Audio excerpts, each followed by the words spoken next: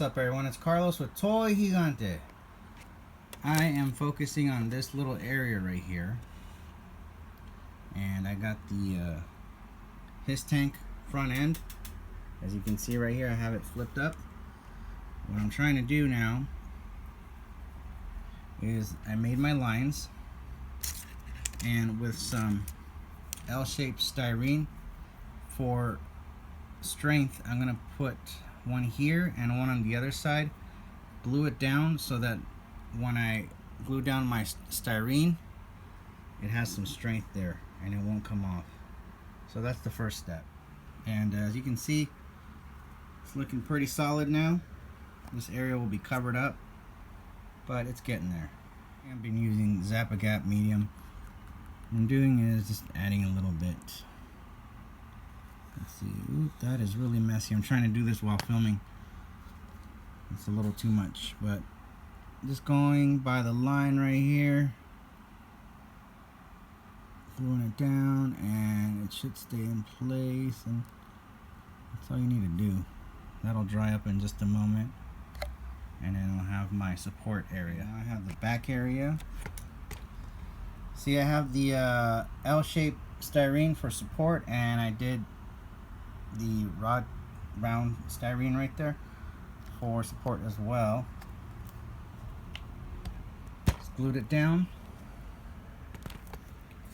and now we're getting this area done right here. Next thing I want to do is this area in the back. At least if I can get this area,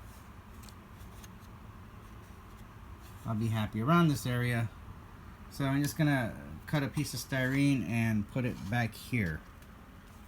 That's the next step.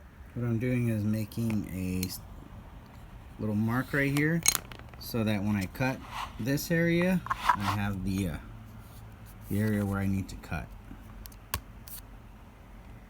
Pretty basic, but it works. So this area is right here, and I'm trying to decide how much I want this area to come out, because if I want to go flush like the original right there, it'd be about here. So it'd be a flush area,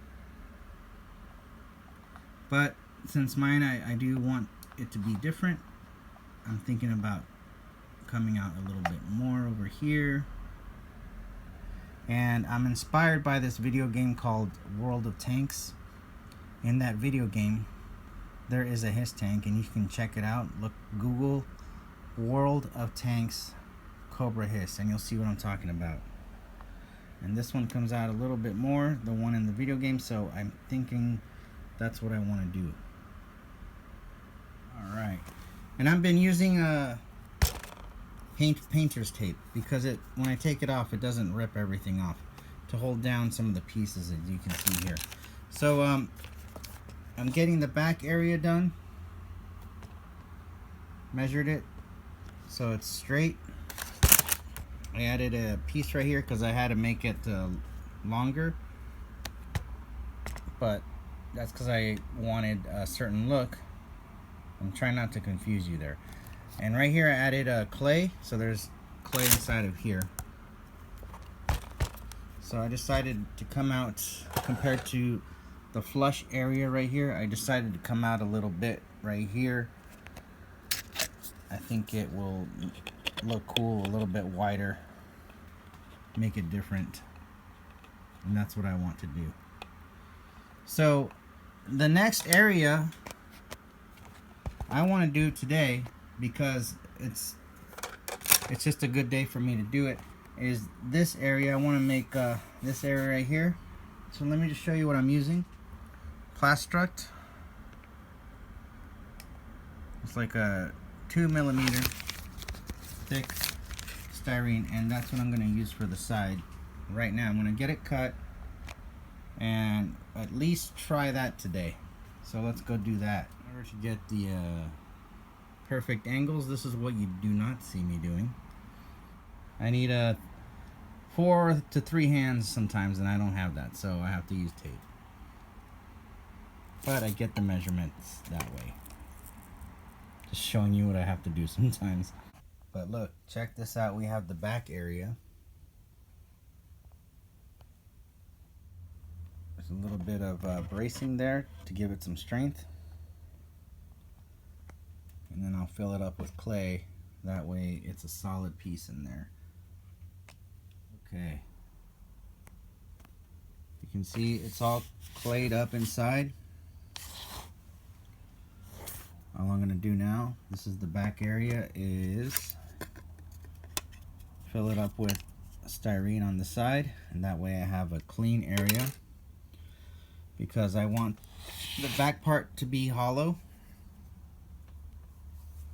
so that it won't be a gigantic solid piece when I mold it, and that's going to be for later. I'll explain later, but for now that is solid.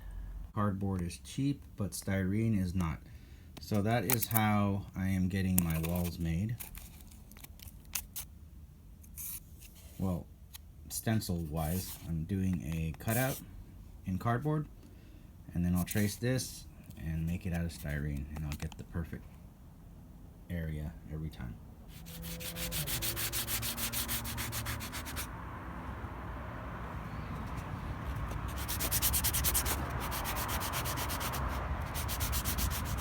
How long it is this way, because when I do this it looks kind of short and the front looks huge, but in reality it's this long. This is hard to tell. So compared to this one, like I said, I wanted this area. Mine is different. It comes out a little bit. I wanted a wider back end so I could put a lot of supplies and cannon area and all that stuff. So this area will be hollow because I'm trying to make it so not a lot of material is used. The less the better. It'll be cheaper to make. Something I thought of the other day about this area, because when I make this piece right here, that's going to be separate and that's going to go in deep, so I wanted to make sure that there's room for that. And that's about it right now. Definitely taking shape. I'm excited. Lots of little cleaning up to do, but that'll happen later on. Alright everyone, thank you so much for watching. Please like and subscribe. It's helping me out a lot. Alright, and I'll talk to everyone soon. Thank you.